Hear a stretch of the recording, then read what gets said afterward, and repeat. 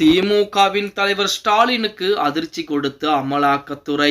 அதிர்ச்சியில் திமுக, மகிழ்ச்சியில் அதிமுக. நண்பர்களை, நம்ம போடக்கூடிய வீடியோக்கள் உங்களுக்கு பிடிச்சிருக்கு அப்படின்னா லைக் பண்ண மறந்துடாதீங்க.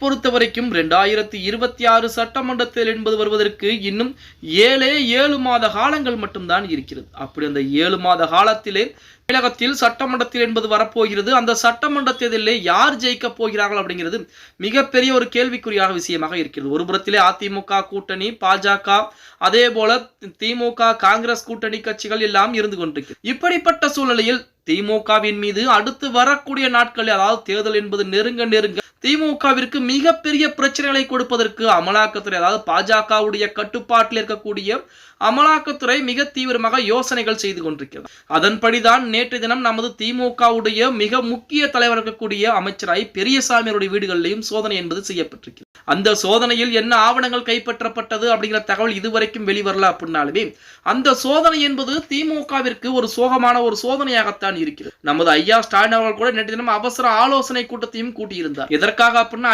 பெரியசாமி அவர்களுக்கு ஏதேனும் பிரச்சனை வந்துவிட்டால் அது திமுகவிற்கே பிரச்சனை வந்த மாதிரி தான். அதன் காரணமாகத்தான் நேற்று தினம் கூட பாத்தீங்க அப்படின்னா நமது திமுகவின் சார்பாக அவசர ஆலோசனை கூட்டம் என்பதும் போடப்பட்டிருந்தது. இப்படிப்பட்ட ஒரு சூழ்நிலையில் திமுகவுடைய அமைச்சரை பெரியசாமிக்கு மட்டும் இந்த பிரச்சனை என்பது வரப்போவது கிடையாது. அடுத்தடுத்த அமைச்சர்களுக்கும் இந்த பிரச்சனை என்பது வருவதற்கு அமலாக்கத்துறை, அதாவது பாஜக ஒரு மிகப்பெரிய லிஸ்டையே தயார் செய்து வைத்திருக்கிறார்கள். இதுக்குத்தான் நமது தலைவர் ஸ்டாலின் அவர்கள், அமைச்சர் பெருமக்கள் மிக கவனமாக இருக்க வேண்டும். இனி வரக்கூடிய நாட்களிலே பாஜகவின் மூலமாக மிகப்பெரிய அச்சுறுத்தல்களும் வரக்கூடிய சூழ்நிலை என்பது இருக்கிறது அப்படிங்கிற வார்த்தையை சொல்லுகிறது. அவர் சொன்னதுக்கு ஏற்றார் போலதான் நேற்றைய தினம் பாத்தீங்கன்னா சோதனை என்பது செய்யப்பட்டிருக்கிறது.